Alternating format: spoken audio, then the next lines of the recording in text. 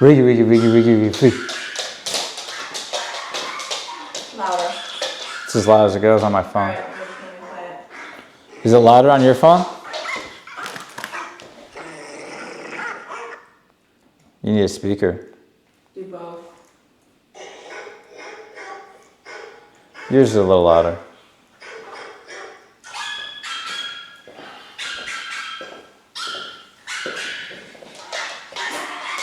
Interesting.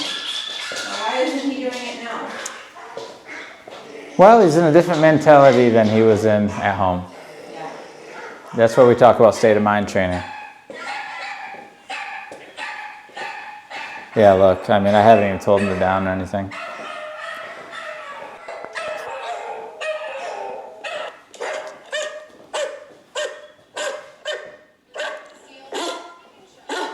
Alfie. Place. Good dog. Nice work. That's a good boy. Riggy, riggy, riggy, riggy, riggy. Riggy, riggy, riggy, riggy, riggy. Oh boy. Get Riggy. Get Riggy. Where is he?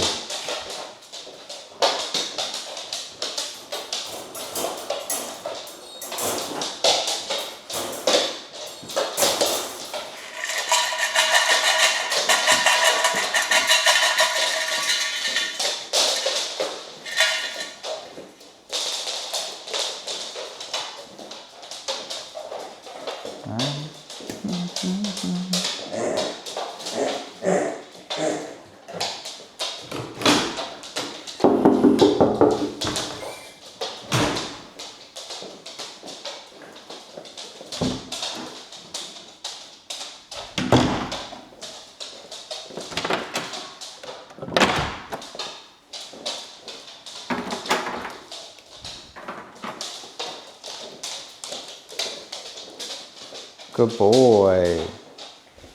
Good boy. Hello. Hi. Ooh.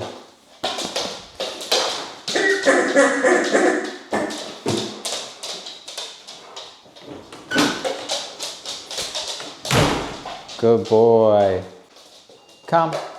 Good boy. Good. Stay. Good boy.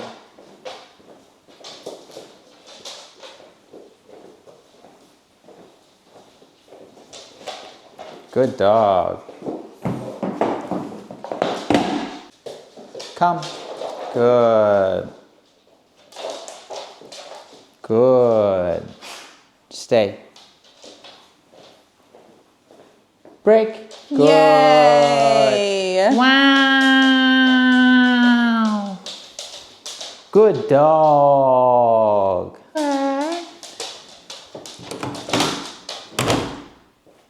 Down. Day 26 of cutting. Very nice, baby boy.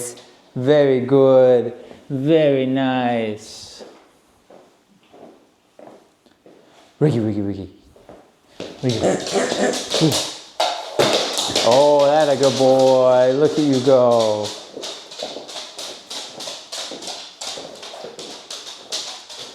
Get it. Go get it. Good boy.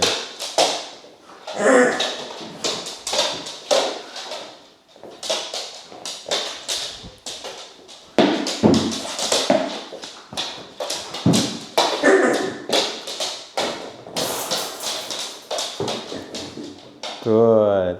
Alfie, stay. Good. Alfie, stay. Good.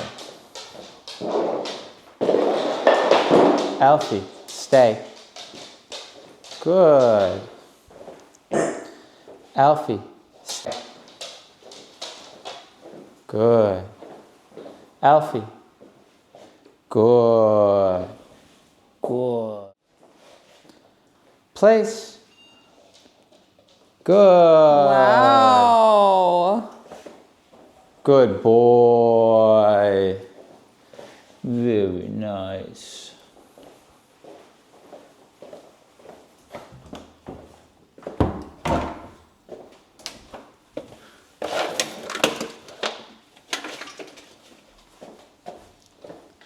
This is the command she was looking most forward to. Oh yeah, this is a great command. He's the one who destroyed her painting.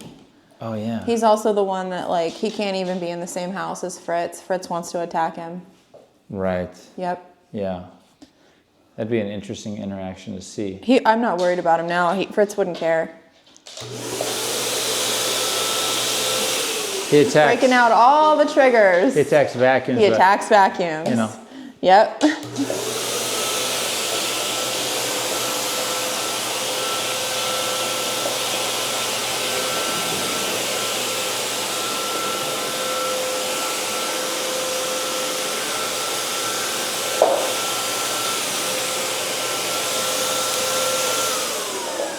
He's just not doing any of the things that were complained about. Nope. Not after yesterday's And we session. haven't, but he has had some of our leadership, right? We've been correcting for certain things. And so that shifts the state of mind, right? He's in a follower state of mind. He's trying to do what he thinks we want him to do, which tells me that he knows that you don't want him to do all those other things. He already knows that I'm not supposed to be doing these. He just never cared before. Now he cares because he understands if he does them, that there's probably going to be a correction. So he's choosing not to do them, and I never even had a chance to correct him for those particular things. He just knows that corrections are on the table now. So he's saying, what would they want me to do? And more importantly, what would they want me not to do? And that's more of a follower mentality. He's trying to follow our direction, right? So you see him, he's just really trying to stay out of trouble. He gets on that place bed, he lays down, he commits to it. He's not doing the things that he normally would do. Barking, especially when he hears the sounds of other dogs barking on a video, that would trigger it. Attacking the vacuum, he's not doing those types of things. What he was doing was complaining. Right. Bad. Right. Real bad. And so today he's changed his behavior. Lots of complaining. Because he figured out that complaining is not working so well for him. Yeah. And what Julie's referring to is when you try and tell a dog to do something, and then or stop doing something. And they don't want to listen, but now you have a way of holding them accountable, so you can actually correct. And then they get frustrated with the fact that you can actually get them to listen. So a lot of dogs will throw a temper tantrum, and it looks a lot like they'll bark at you, or some dogs will. His was pretty extreme. Yeah, he didn't bite though.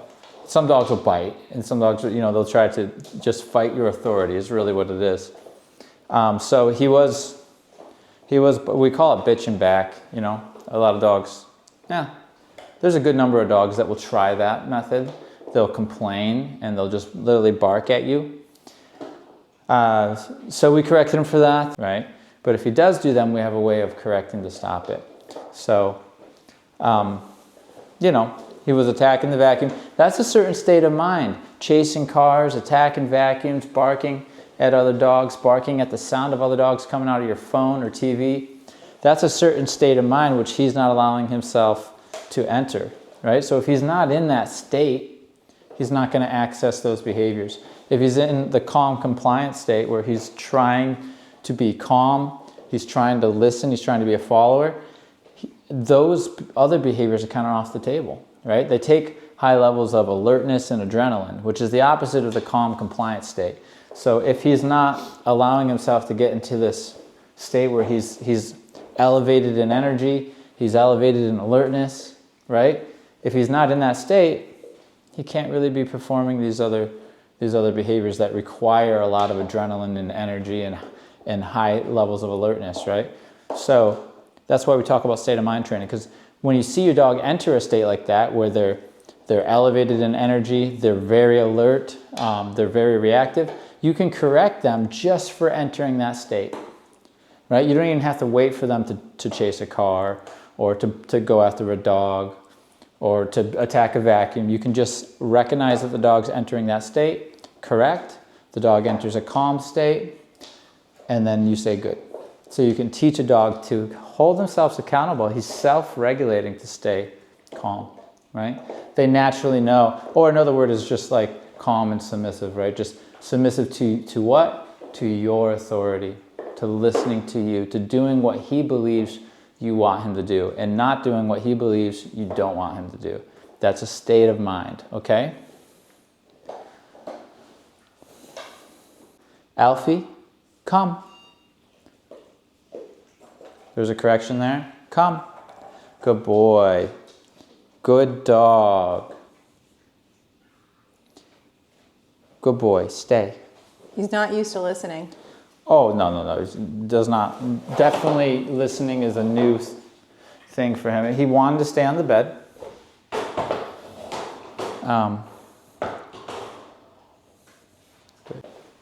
Down. Very good. Stay.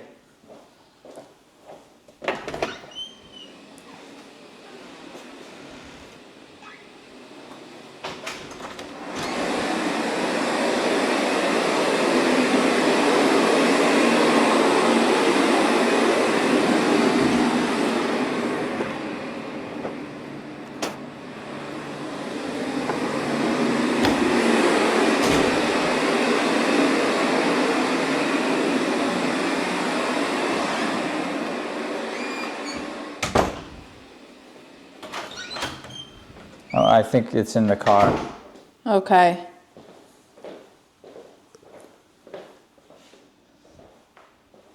Alfie. Break. Good boy. Down.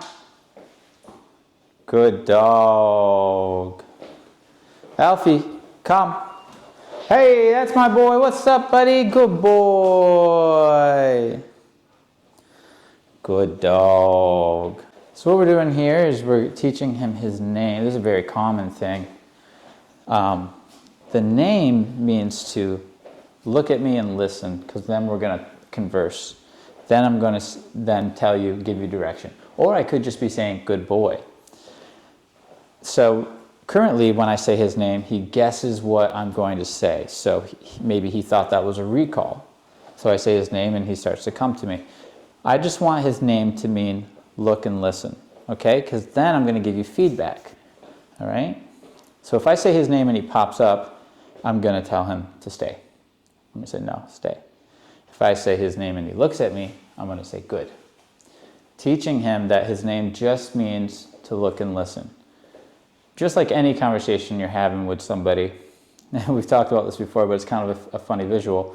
If I were to say Julie and then she just guessed what I wanted, things would, at the very least, they'd be annoying, but they'd be sloppy, right? But how does a person normally respond when you say their name? They look at you and they say, what? And that's what we want the name to mean. So, because I don't want him guessing what I'm going to be asking next. Alfie, good boy. Place. Good dog. Nice work. That was nice. That was good boy. Okay, very good.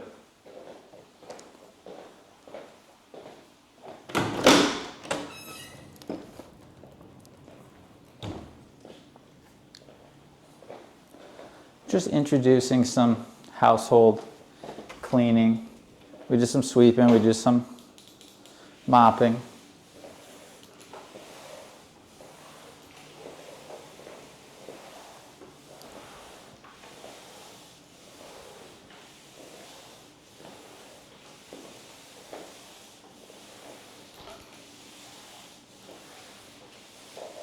Good boy. Pretty easy for him. I think once he decides that he wants to listen, everything is just easy. He's just, the laundry list of things just are no longer an issue. He's not even doing them. Very nice. Alfie, come. That's my boy. Very good. Come here. Perfect. Good boy. Good boy. Good. Stay. Very good. Down. Good. Little complaining there. Much better than barking back at you. So it's getting there. But again, you know, this guy's not used to listening, as you said. And when you live a certain amount of time without having to listen, when it's finally time to listen, it's a harder pill to swallow, right? Rather than being raised in a way where, you know, listening is kind of part of the foundation of the relationship and life in general. We find that when dogs live and don't have to listen, and they always kind of have wiggle room of whether or not they have to do what you're telling them, then it's a harder pill to swallow. So with him, you can see he's not used to listening. This is just the beginning, though. Give it a week, 2 weeks, and we're going to see a much more compliant guy, happily compliant, right? Proud to comply. And that's the secret sauce too, right? First we got to go through all the bullshit, which, you know, the dog doesn't listen, and then they do listen, but they're listening reluctantly. But as the time goes on and we use our methods, we actually create pride in listening, so the dog will actually be prideful while doing it, right? And that's part of the process. Right now he's in that part of the training where he's listening, but he's doing it reluctantly. He's just, he's doing what I tell him to do, but he's not happy to be listening because he'd much rather go back to the old way of living, which is, I don't have to listen, I can do whatever I want. Time and the rest of this program, we're going to create pride in that. So he'll actually do things pridefully, right?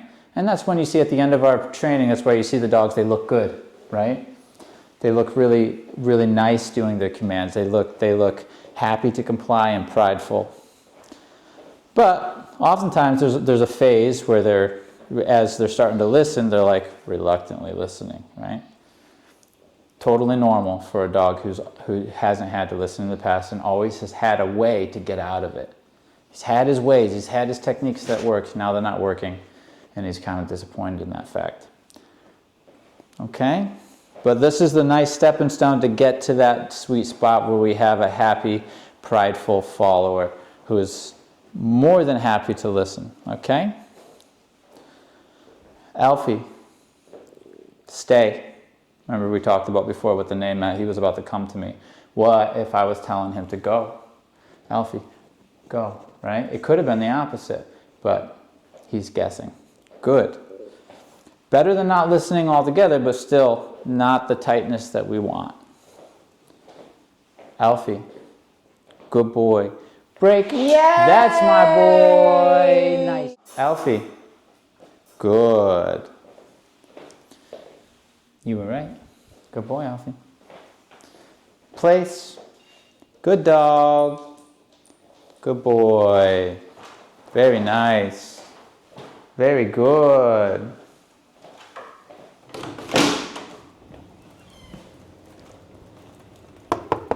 Who is it? I got it.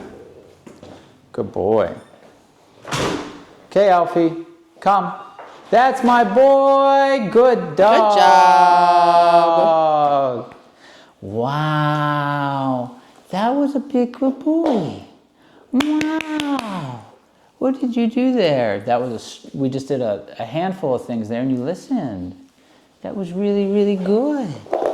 You should be very proud of yourself, Alfie. You should be very proud of yourself because I'm proud of you. Yes, I am. That's a good boy. Yes. Very nice. The honey baby. Who is? Oof. Ooh. Hello. Oh, yes. Oh, hello, puppy boy. Yes. Yes, yes.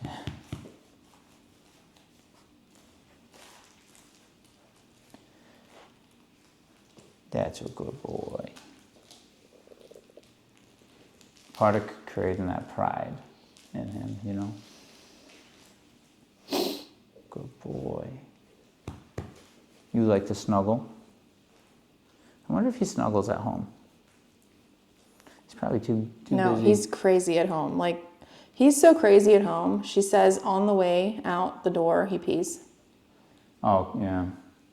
I'm familiar Like, with that. Just so Like he knows it's time to go out, crazed. and it's just... Yeah, Yeah, these states, and it's man. all the time. These states that they get in. And you know what's interesting about that? Those states, we could just label them as unstable, right? Those are unstable states. Those states actually, that state in particular, is the state that other dogs correct. Yes, it is. And That's that why would- Fritz wanted to correct him. 100%. 100%. And that's why Fritz wanted to correct him, because in dog packs, they correct that energy. And naturally, because it's unstable, it's actually, you know, if you want to talk a little bit about pack theory, if he was in a pack and he was just kind of in that never land, just that crazy mentality, it's going to be hard. If they were all like that, it would be hard for them to communicate properly. And they need to communicate properly in order to have successful hunts and in order to have successful movements together and to coordinate together. So I think naturally they correct one another for entering these crazed states, these unstable states, because it is very much ineffective for communicating in the pack. So you see a lot of dogs naturally, they'll correct that unstable energy. And so why I bring that up is because that's what we do. That's what we do. We correct that as well, right? We want our dogs to be stable. We want our dogs to be calm and compliant. So that's why we talk about state of mind so much, because if one of our dogs were to enter that state, we would just correct them. We wouldn't wait for them to do something wrong. We would just correct them for entering that state. And what's cool is dogs understand that. They totally understand, and so basically a default rule that we keep for ourselves and we hold the dogs accountable for is you stay calm, stay in the calm state, calm and compliant, unless you're offered otherwise as far as calmness goes. If I offer you to then raise your energy and enter a little bit of a different state and use some of these higher energies, like if we were to be playing a certain game or something, a common one is fetch or something like that, then you can elevate your energy, but you're not allowed to elevate your energy without permission, because I know with that comes certain behavioral choices that are now on the table. So, a rule of thumb is stay calm unless offered otherwise. So if you catch your dog just elevating an energy and starting to become a doofus, you can just correct them for that because you didn't offer it. And we do that with our personal dogs, and we do that with all the training dogs. So, if one of our dogs was to just randomly in the living room pick up and start raising their energy, I'm just going to correct them. If Riggins I just never see him doing that. He would never just stand up and just start pacing and everything, because I would just correct him. If he literally just standing up and starting to pace and starting to walk around the house, he'd get corrected for that. Unless I offered him, he shouldn't be doing it. And that's what he learned. And he learned by getting corrected for doing it. Okay? If I could write out all the rules and have him read it and say, okay, here's the rules for all these rules, yeah, I would. That would be easier, but you can't do that. You literally just have to correct them for the things that they're doing wrong, and that's how they learn that they're wrong. Okay? Good. That's a good boy. It's a good boy. Yeah, so my boy Alfie he does not want to get off my lap. He wants this snuggle to last forever. But I'm going to try to get up here, big guy. You're doing great. You're doing great. You're doing good. I'm proud of you. Listening like a good baby boy, huh? Yes, you are. Good. Let's be honest. The teaching is super easy, right? The teaching of the commands is not the difficult part.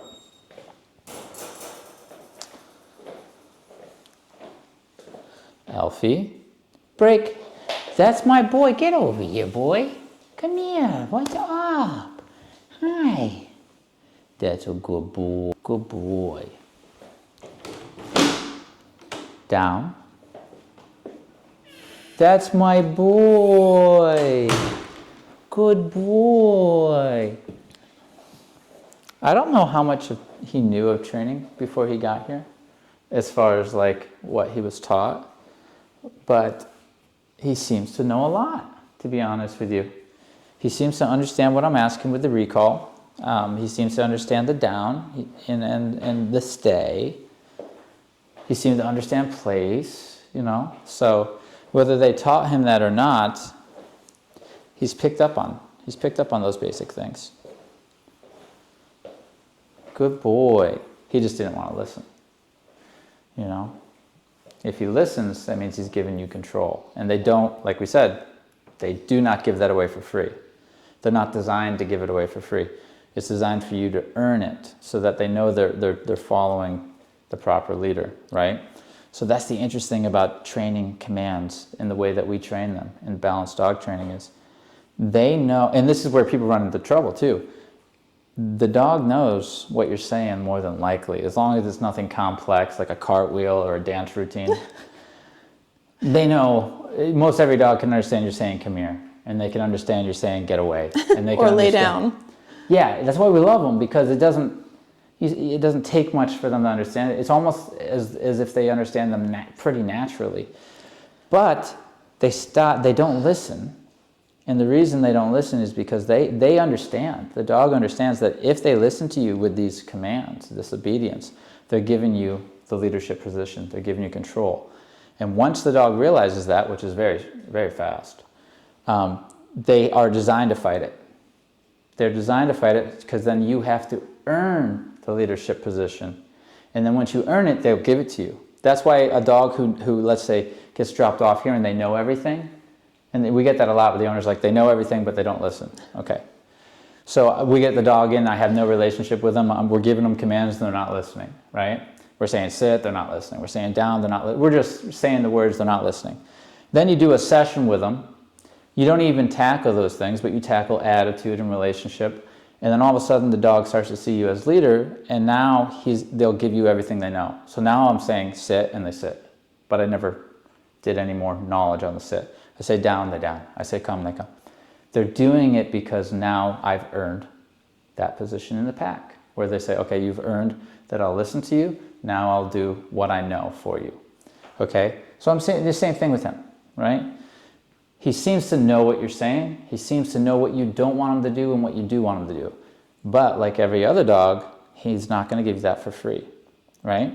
He's going to make you earn it. So once I earned a certain amount of respect from him, and he sees me as a pack member who is higher above him in the hierarchy, his leader, he's starting to do it without me actually having to do like more quote unquote training, like teach him more knowledge, right? I didn't teach him more knowledge about the down.